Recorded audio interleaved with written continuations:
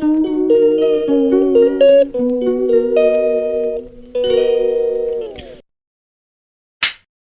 Welcome to the channel Gudiya blog. तो कैसे हैं आप सब? उम्मीद करती हूँ सभी अच्छे होंगे और मैं भी बहुत अच्छी हूँ।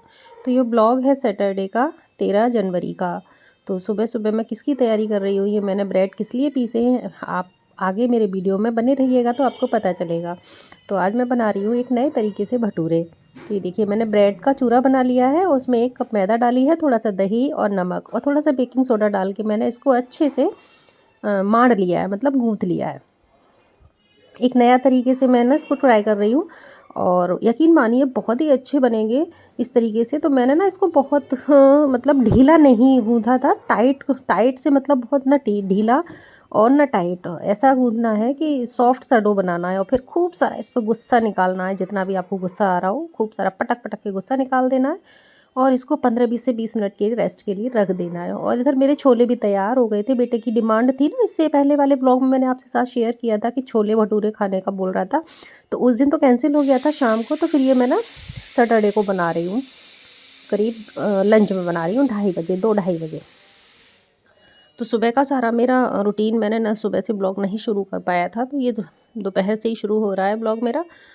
तो यहाँ पे बस तैयार हो गई थी मैदा और वो जो बनाया था ना डो, वो बिल्कुल रेडी हो चुका था। अब बस भटूरे बनाने की बारी थी। तो बस यहाँ पर मैं मैदा लगा लगा के बेल रही हूँ, सिंपल जैसे पूड़ियाँ बेलते हैं, रोटियाँ बेलते हैं, उस तरीके से। और बहुत ज़्यादा गीला डो नहीं बनाना है हमें, इसकी यही खासियत है।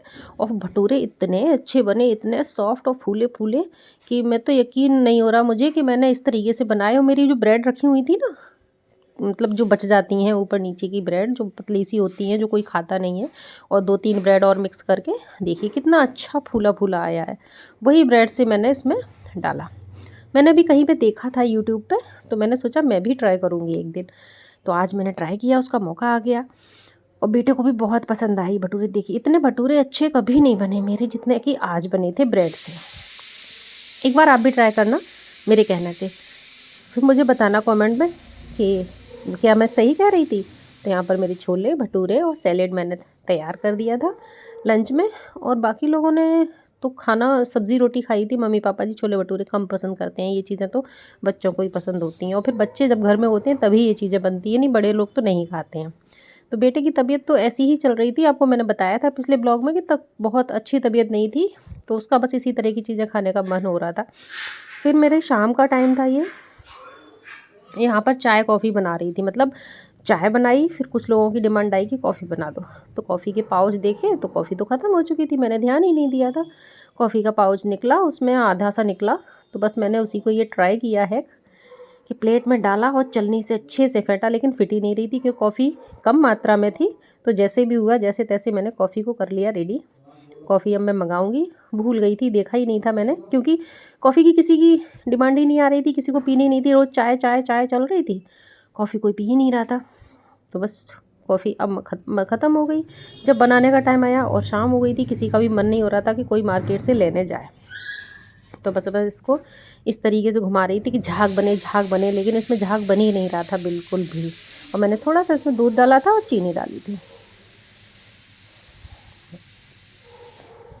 देखती हूँ कब तक नहीं बनेगा। खूब घुमाया मैंने, खूब घुमाया, लेकिन झाग बिल्कुल नहीं बना। फिर मैंने हार्ड मार के ऐसे ही डाल दिया दूध में और बस थोड़ा सा टेस्ट आ गया कॉफ़ी का, बट ठीक ठीक बन गई, बस काम चल गया, कॉफ़ी नाम की कॉफ़ी हो गई। तो यहाँ पर कॉफ़ी बना के ना सबको मैं कॉफ़ी सर्व करने गई। बड़े मज़े में सारे लोग रजाई में बैठे रहते हैं, एक हम हैं अकेले कि बस पूरे घर में भटकते रहते हैं कि कभी ये काम कभी वो काम, ज़रा देर बैठो कि फिर से काम। तो फिर कॉफ़ी यहाँ पे तैयार हो गई थी, तो सबके लिए मैंने कॉफ़ी सबको दी। क्योंकि ठंड बहुत ज़्यादा थी, तो थोड़ा सा लगता है गरम गरम कुछ पियो तो थोड़ा सा ठंड कम लगती है। तो यहाँ पे मैंने पहले अपनी निकाले ले रही हूँ। मैं मीठी नहीं पीती हूँ, मतलब थोड़ी सी मीठी तो चल जाएगी, लेकिन बहुत मीठी नहीं पीती हूँ। लेकिन बाकी सारे लोग तो ठीक ठाक सी मीठी पीते हैं, तो बस सबके लिए बाद में मैं चीनी डाल देती हूँ। तो यहाँ पर मेरी कॉफ़ी रेडी हो जाएगी। फिर मैं डिनर में क्या बनाऊँगी ये भी मुझे सोचना पड़ता है ना, क्योंकि रोज़ वही सुबह दोपहर शाम। और आजकल छुट्टियाँ चल रही हैं, तो छुट्टियों में बस खाना खाना, बहुत खाना, हर टाइम खाना खाना। लगता है कि हमारी तो छुट्टी कभी होती ही नहीं है, मतलब चाहे जॉब कर रहे हो या फिर हाउस वाइफ हो, काम तो तुम्हें सब करना ही है भाई। सबको खाना पीना खिलाना है, जिम्मेदारी जो दी है प्रभु ने आपको। बट कोई नहीं, मुझे अच्छा लगता है सबको खिलाना पिलाना।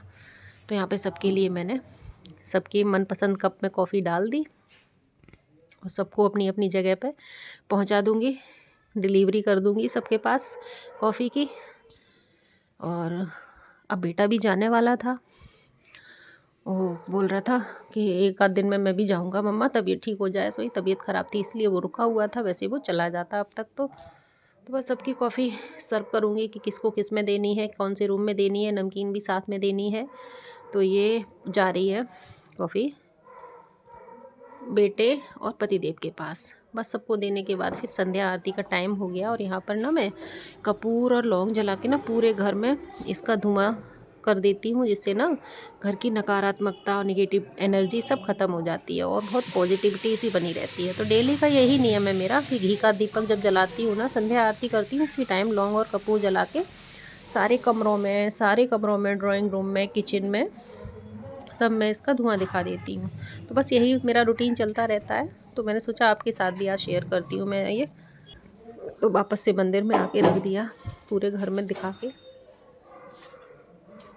और शनिवार था तो शाम को ऊपर शमी का पेड़ लगा हुआ है, तो बस वहाँ भी मैं आरती करती हूँ शाम को।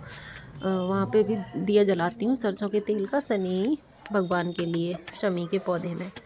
वैसे जलाना चाहिए पीपल के पेड़ पे, लेकिन वहाँ कोई नहीं जा पाता है तो मैं अपने घर में ही जला देती हूँ। फिर नीचे आके ना मैंने, मेरे पास मावा रखा हुआ था तो बेटे ने बोला कि मुझे जाना है मम्मा, तो बस मैं उसी की तैयारी में लग गई। मावा भून के और उसमें थोड़ा सा जो लड्डू वाला बूरा होता है ना, मलाई वाले लड्डू जो बनते हैं, वो बूरा भी था, वो मिला के मैंने मिक्स करके और फिर मैंने यहाँ पे ना लड्डू बनाए बेटे के लिए। क्योंकि ना उसको तिल वगैरह के लड्डू नहीं पसंद है, ना तिल के खाते हैं बच्चे, ना मतलब जो प्योर ड्राई फ्रूट के बना दो वो भी नहीं खाते हैं। बना के रख दो और सारे वापस आ जाते हैं। एक आध खाएंगे, जब हम कहेंगे तो खाएंगे, नहीं तो फिर सारे वापस आ जाएंगे।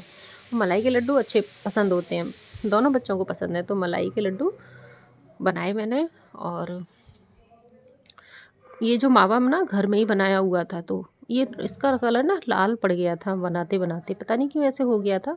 तो वाइट नहीं हुआ, ये पीले पीले से हो गए, लेकिन टेस्टी तो बहुत थे, क्योंकि मलाई के लड्डू तो हमेशा ही टेस्टी होते हैं। तो ये देखिए रेडी हो गए मेरे लड्डू। और फिर मैंने सबसे पहले लड्डू बना के, मेरा काम है कि अपने लड्डू का भोग लगाना, तो सबसे पहले मैं लगाया अपने लड्डू को भोग।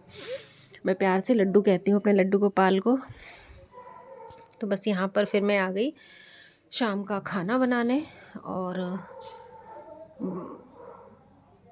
इसमें ना मैं पीस रही थी नमक और हींग जीरा, क्योंकि आलू बॉयल किए थे तो मम्मी जी ने बोला कि कचौड़ी बना लो। तो मम्मी जी की फरमाइश थी कि आज हमें बथुआ की और आलू की कचौड़ी खानी है। तो बस उनका हुक्म सरा हो पर बस उनकी डिमांड पूरी करने में लग गई और बना दी फटाफट से बथुआ का और आलू की कचौड़ी। और जब मम्मी कहें और फिर हम न करें, ऐसा तो हो ही नहीं सकता। तो राइस भी बनाए थे, छोले रखे हुए थे दोपहर के, तो छोले, कचौड़ी, राइस और अचार, ये था हमारा आज का डिनर। और मज़ा आ गया बथुआ और आलू की कचौड़ी खाने में। तो ये देखिए, एक बार मैं सबको सर्व कराई हूँ और यहाँ पर सिक रही हैं। मैंने भी खूब इंजॉय किया। इसके बाद यहीं पर मेरा वीडियो हो जाएगा ख़त्म। तो आपसे फिर मिलूँगी नेक्स्ट वीडियो में। और मेरा ब्लॉग पसंद आए तो प्लीज़ लाइक ज़रूर कीजिएगा। मैं भी बहुत मेहनत करती हूँ और सबकी तरह। तो मिलूँगी आपसे एक नेक्स्ट इंटरेस्टिंग वीडियो के साथ, ब्लॉग के साथ। और मेरे चैनल पर आप पहली बार आएँ तो प्लीज़ सब्सक्राइब कर लीजिएगा। तो thank you for watching and Radhe Radhe, जय श्री कृष्ण।